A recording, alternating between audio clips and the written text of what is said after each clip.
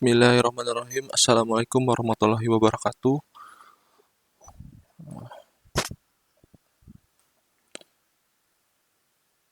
Saya Doni Prima di sini akan mempresentasikan terkait 1001 penemuan warisan abadi di peradaban Muslim. Interjection sendiri,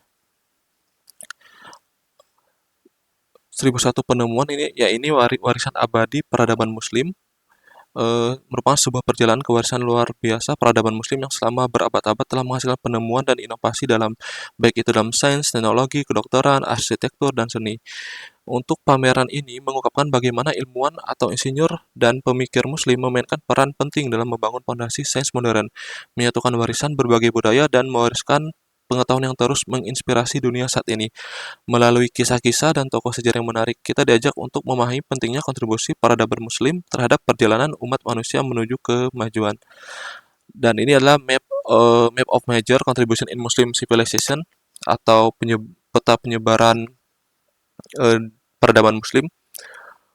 Mostly kita lihat hampir di Timur Tengah persebarannya, dan salah satunya ini penemuan peta, kamera, blood circulation, Horsal Arts, Al-Nuri, Spot, Exploration, Segel Information.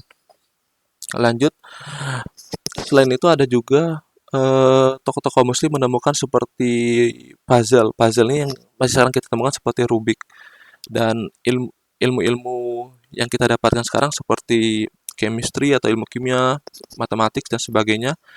Lanjut di bagian bawah ini ada ditemukan kopi. Jadi tradisi orang Yaman itu kopi, dan sampo juga ditemukan oleh eh, eh, peradaban Muslim juga. Lanjut ada beberapa kategori. Yang pertama yaitu home. Salah satunya yakni on the coffee trial. Jadi kopi ini memiliki asal-usul yang sangat penting dalam sejarah pada Muslim. Legenda menyebutkan bahwa tanaman kopi pertama kali ini ditemukan di wilayah Ethiopia. Namun penggunanya sebagai minuman yang kita kenal sekarang bermula di Yaman sekitar abad ke-15. Jadi para sufi Yaman tersebut mengonsumsi kopi untuk membantu mereka tetap terjaga saat melakukan ibadah malam dan zikir.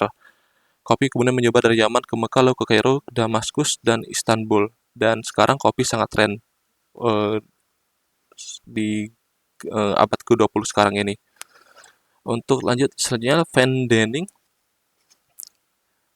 Kaum elit Abbasiyah dan Umayyah menciptakan tradisi makan dengan gaya vendening lengkap dengan hidangan yang disusun berlapis dari pembuka, makanan utama, hingga pencuci mulut. Mereka memperhatikan estetika dalam penyajian makanan menggunakan piring-piring porselen halus.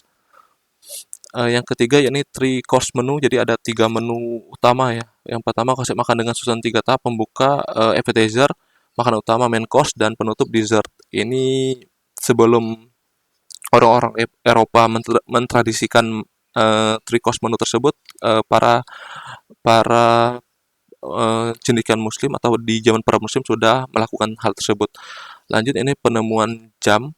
Yang menemukan salah satu tokoh pentingnya ada Al-Jazari, seorang insinyur dari abad ke-12 yang menciptakan jam air otomatis dan jam gajah. Dan sekarang dikembangkan menjadi jam digital, jam analog, dan eh, lain-lain. Selanjutnya itu chess atau permainan catur. Ini ditemukan oleh eh, cendekiawan Muslim juga. Permainan ini berasal dari India, dikenal sebagai caturangga dan diserap oleh dunia Islam melalui Persia dengan nama satrans. Jadi dulu namanya satrans, dan sekarang catur menjadi salah satu permainan populer di di abad ke-20 ini. Lanjut musik. Jadi dulu sudah ada eh, dikenalnya musik. Peradaban Islam sangat menghargai musik sebagai bagian dari kehidupan intelektual dan spiritual di kota seperti Baghdad, Damaskus, dan Cordoba di negara Spanyol. Dan Al-Farabi menulis kitab Al-Musika Al-Kabir, buku besar musik menjelaskan teori musik, tangga nada, dan instrumen. Lanjut, cleanliness. Jadi Islam sangat menekankan pentingnya kebersihan sebagai bagian dari iman. Salah satu ajarannya terkait tentang wudhu dan mandi besar. Dan kebersihan rumah serta lingkungan membuat masyarakat Muslim sangat peduli terhadap sanitasi. Lanjut untuk trick device. Ini dalam bukunya Kitab Al-Hiyal, mereka mendesain lebih dari 100 alat seperti air mancur otomatis, bejana yang bisa mengisi sendiri, dan pintu yang bisa terbuka sendiri. Lanjut, nih dari Holmes sendiri ada vision dan kamera. Jadi Ibnu Al-Hatim atau Al-Hazan adalah bapak optika modern. Cikal bakal teknologinya itu kamera modern, penemuan Ibnu Al-Hatim menjadi dasar penting dalam perkembangan optik dan fotografi. Dan teorinya diadopsi oleh ilmuwan Eropa berabad-abad kemudian. Lanjut ke part fashion dan style. Dunia Islam sangat dikenal dengan busana elegan dan inovasi tekstilnya. Kaum muslim zaman dulu menciptakan berbagai jenis kain ya berkualitas tinggi seperti sutra Damaskus, brokat Baghdad, dan katun Mesir. Lanjut karpet. Kalau di Indonesia ini karpet merupakan simbol kemewahan dan keterampilan tinggi dalam dunia Islam. Jadi karpet ini pertama kali ditemukan di Persia dan Turki, menjadi barang ekspor utama dan dicari oleh para raja dan bangsawan di seluruh dunia. Lah, habis habis dari home kita move ke school. Yang pertama, school sendiri, peradaban Islam sendiri dikenal sebagai madrasah untuk penyebutan school yang menyebar luas dari Baghdad hingga kota Kairo, dari Cordoba hingga Samarkand. Madrasah bukan hanya tempat belajar agama, tapi juga pusat ilmu pengetahuan umum seperti matematika, logika, sastra, dan ilmu alam. Selanjutnya universitas, jadi zaman dulu sudah ditemukan juga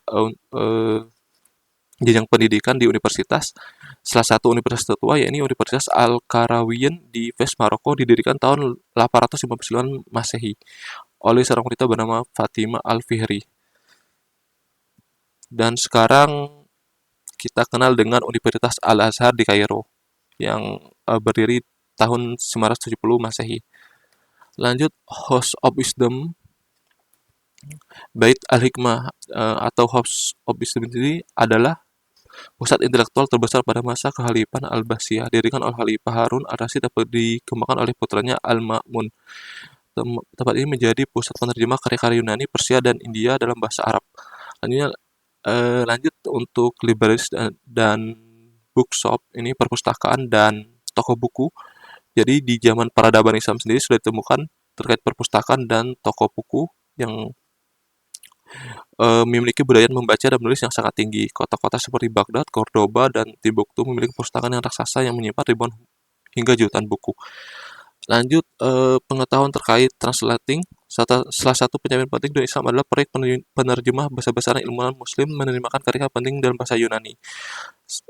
Kita tahu sekarang kita temukan Google Translate, sebelumnya sudah ditemukan juga ya untuk translating knowledge. Kalau dulu masih dalam ke bahasa Yunani, Sanskerta, dan Persia ke dalam bahasa Arab. Lanjut untuk capture school sendiri ada matematik sendiri atau matematika. Jadi ilmu matematika ini dikembangkan atau ditemui oleh ilmuwan muslim seperti Al-Khwarizmi, menggunakan konsep aljabar, sistem bersama, dan angka-angka Hindu Arab yang kini digunakan secara global. Selanjutnya itu trigonometri. Teori trigonometri ini berkembang pesat dalam dunia Islam karena penting untuk menentukan arah kiblat, waktu sholat, dan navigasi. Dan sekarang trigonometri reguler kita temukan di pelajaran SMP, SMA, hingga kuliah. Lanjut untuk ilmu chemistry sendiri atau ilmu kimia sendiri, ini berakar dari eksperimen ilmuwan muslim seperti Jabir Ibnu Hayyan yang dikenal sebagai bapak kimia khususnya di peradaban Islam. Lanjut untuk komersial chemistry sendiri, jadi prinsip kimia tidak hanya berkembang dalam teori, tapi juga diterapkan secara luas dalam industri. Dunia Islam memproduksi berbagai barang seperti parfum, tinta, pewarna kain, dan bahan pengawet makanan. Kota seperti Baghdad dan Kairo menjadi pusat produksi dan distribusi bahan kimia ke berbagai penjuru dunia. Lanjut untuk geometri, tadi kita temukan trigonometri, sekarang geometri. Geometri itu sangat penting dalam seni Islam karena larangan terhadap penggambaran makhluk hidup. Oleh karena itu, seniman muslim mengembangkan seni geometri dan pola repetitif atau istilahnya tessellation ya dalam arsitektur, karpet, dan kaligrafi. Lanjut yang terakhir yaitu art, seni, dan arabesque. Jadi arabesque ini adalah gaya seni khas Islam yang mendudukan bentuk daun, bunga, dan pola geometris tanpa akhir. Seni ini merefleksikan konsep keabadian dan keteraturan dalam pandangan Islam terhadap alam semesta. Lanjut, The Scribe, profesi penulis atau khatib sangat dihormati dalam dunia Islam. Penulisan kitab, kontrak, surat resmi, dan salinan Al-Quran menjadi aktivitas penting. Dan terakhir, ya ini uh, Words Power, sastra Arab dan Persia berkembang sangat pesat dengan karya-karya terkenal seperti Seribu Satu Malam, puisi-puisi Rumi dan Hafiz, serta kitab sastra Arab klasik.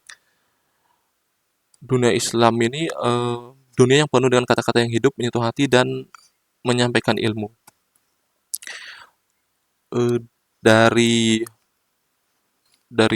school tersebut kita pindah ke kategori market.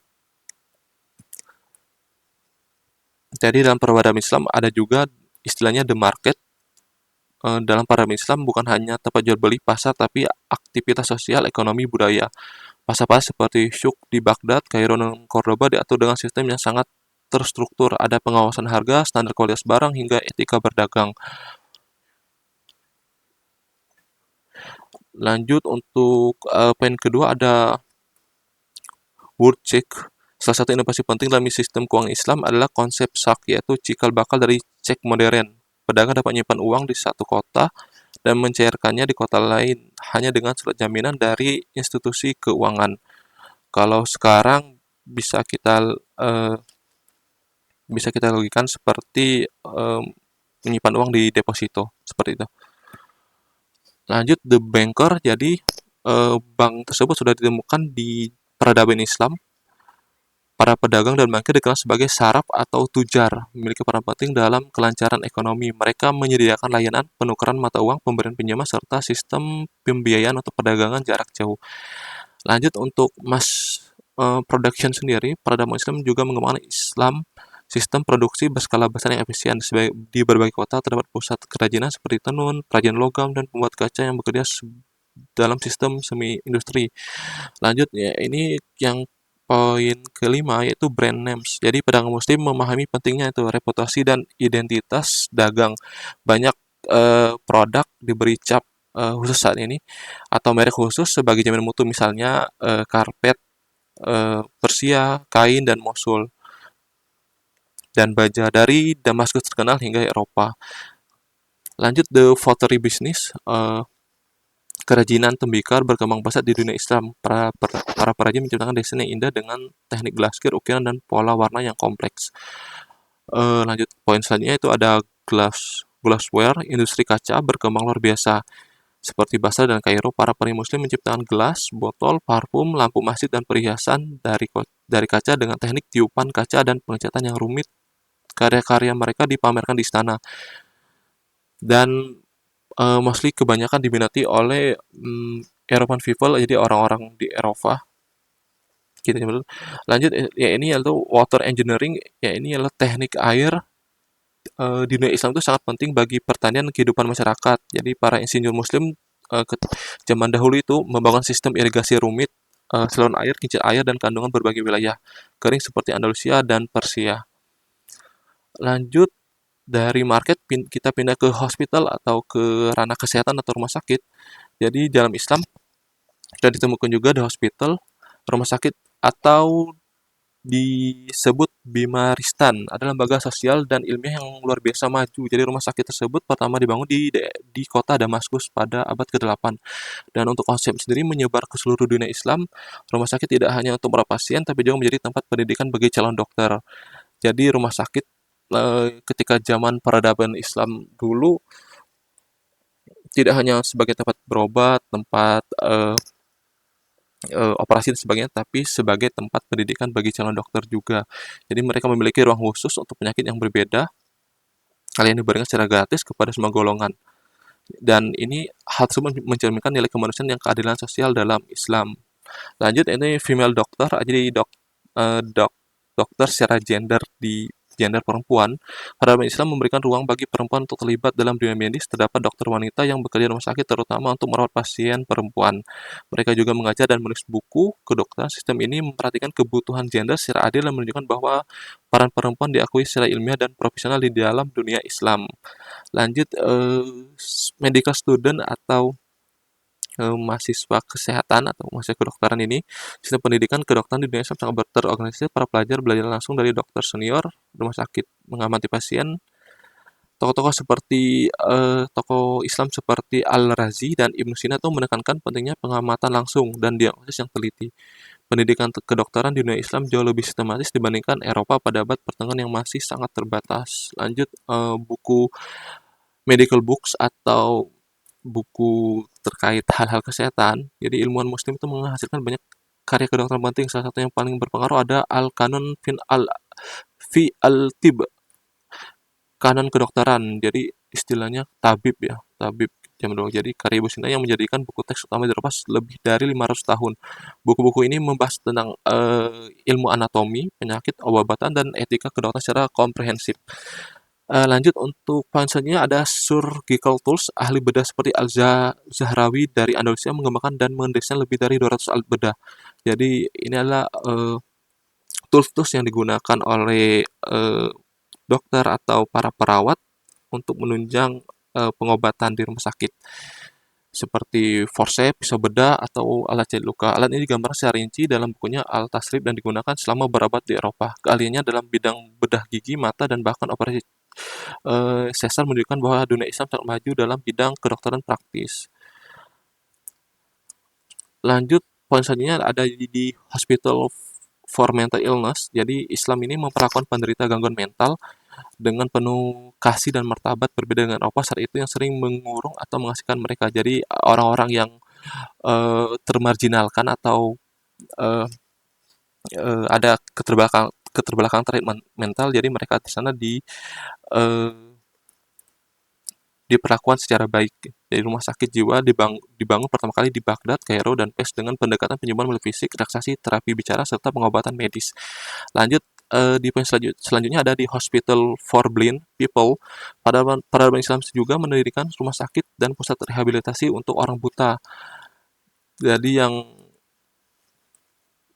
orang-orang masuk kategori tuna, mereka tunanetra, tunarungu, tunadaksa, sebagian mereka itu diperlakukan juga secara baik juga. Mereka menerima tunjangan, pelatihan, keterampilan, dan dukungan agar tetap bisa mandiri. Hal ini didasarkan pada prinsip Islam tentang perhatian terhadap kaum lemah dan hak setiap individu untuk hidup lebih bermartabat. Lanjut ke tahun ini ke bagian berkaitan dengan bangunan, arsitektur, dan sebagainya. Jadi dalam Islam ada istilah town planning atau dalam Islam itu perencanaan kota berkembang sangat maju dengan penataan ruang yang memperhatikan keseimbangan antara fungsi sosial, ekonomi, religius. Kalau sekarang istilahnya ini perencanaan wilayah dan tata kota, di mana setiap elemen itu seperti pasar, masjid, rumah, penduduk, jalan utama hingga ruang terbuka hijau dirancang secara harmonis, menciptakan komunitas yang hidup dinamis dan mendukung kemajuan peradaban.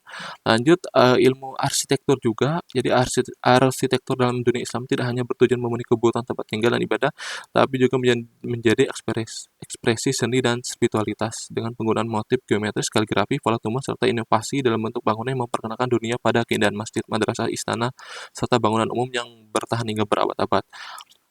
Lanjut, poin selanjutnya ada di Arches. Jadi salah satu inovasi teknis paling mengesankan adalah penggunaan lengkungan artis yang tidak hanya memperindah tampilan bangunan, tetapi juga memperkuat struktur bangunan tersebut. Lanjut untuk capture tone sendiri ada pulse. Jadi pulse itu atau atap. Jadi pulse itu atau atap itu berbentuk lengkungan, itu dikembangkan lebih jauh oleh arsitek muslim. Jadi kayak atap dan sebagainya itu sudah ditemukan oleh arsitek muslim untuk menutupi ruang-ruang besar tanpa tiang tengah. Jadi ini bisa kita temukan di aula, masjid, atau market, pasar. Yang lanjut adalah the dome, ini adalah kubah. Jadi kubah dalam Islam itu menjadi simbol kemegahan dan kekuatan spiritual di mana arsitek muslim mengembangkan teknik membangun kubah raksasa.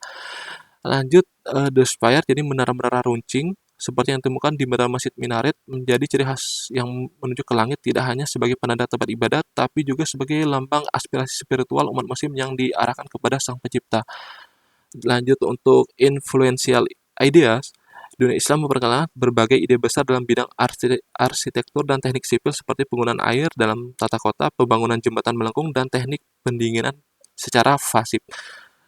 Lanjut ke poin selanjutnya ada Castle and Keeps. Keeps ini ya ini benteng, jadi kastil dan benteng ini dibangun dengan keahlian teknik yang tinggi, memperkenalkan inovasi dalam pertahanan seperti benteng berlapis, menara pengintai, dan sistem jalur air yang tersembunyi yang sangat efektif dalam menghadapi pengepungan musuh. Jadi kastil kastil tersebut zaman dulu digunakan salah satunya itu untuk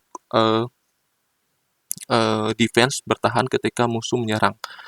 Lanjut itu public baths, jadi tempat pemandian umum di kota muslim menjadi pusat kehidupan sosial, kebersihan, dan relaksasi yang tidak hanya menyediakan fasilitas mandi, tapi juga menjadi tempat berkumpul, berdiskusi, dan mempererat ikatan sosial dan dalam komunitas. Terakhir yaitu tenda atau the tent.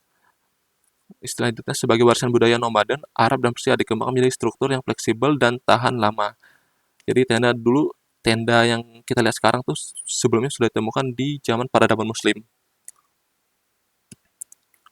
Lanjut, poin selanjutnya adalah from kios to conservatory. Jadi dunia Islam itu menciptakan bangunan kecil seperti kios hingga konservatori besar untuk menikmati taman, menunjukkan pemahaman, dan sebagai ruang santai. Lanjut, ya ini gardens atau taman dalam Islam itu dirancang bukan sekedar hiasan tapi sebagai cerminan surga dunia, tempat di mana air, pepohonan rindang, bunga berwarna-warni, dan jalan setapak pola menyatu untuk menciptakan ruang refleksi spiritual dan kesejukan fisik.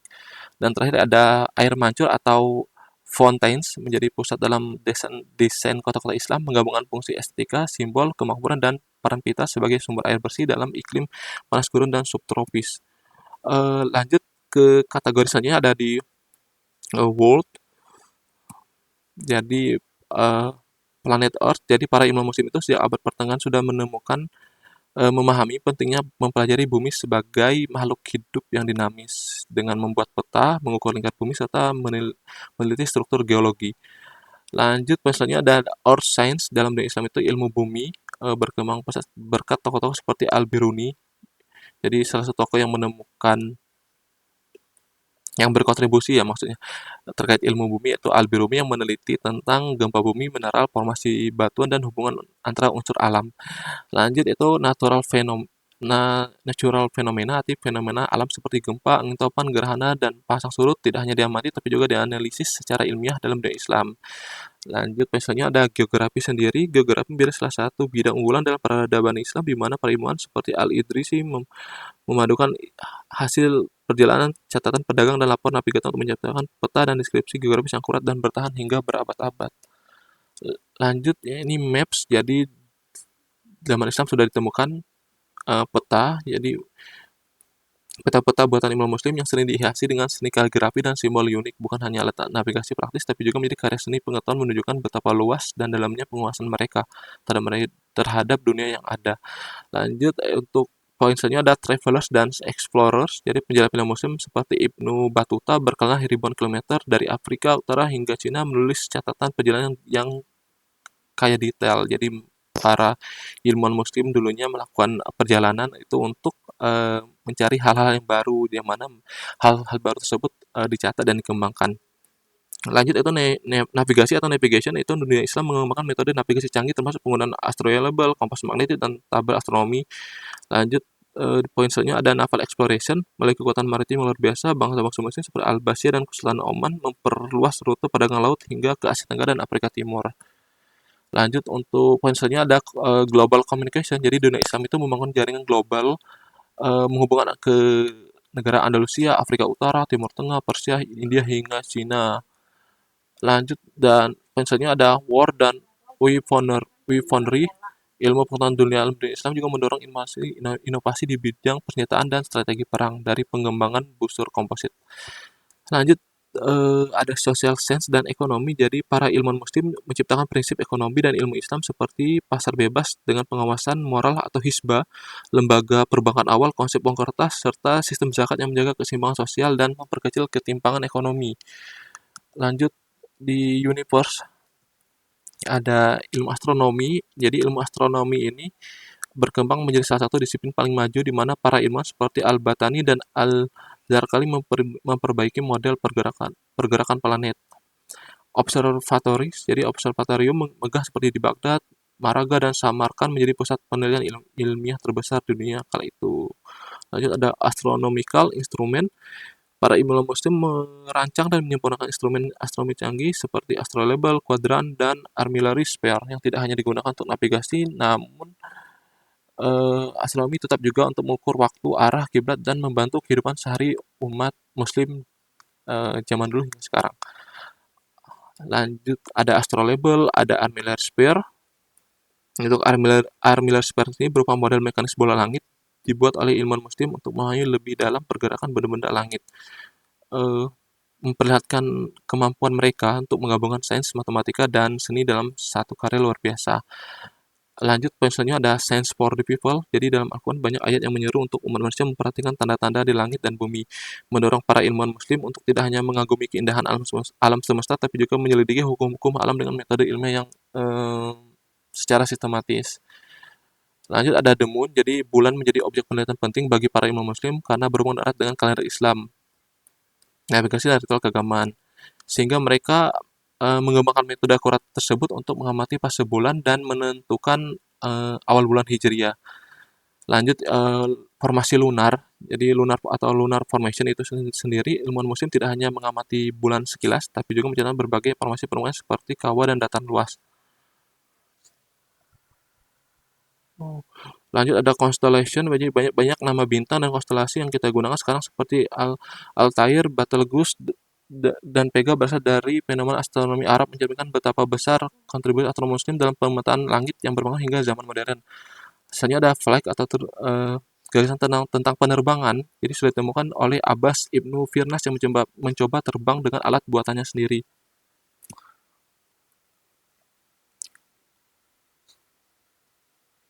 Oke, untuk 1001 Penemuan Warsa Abadi, sekian dari saya Heri. Wassalamualaikum warahmatullahi wabarakatuh.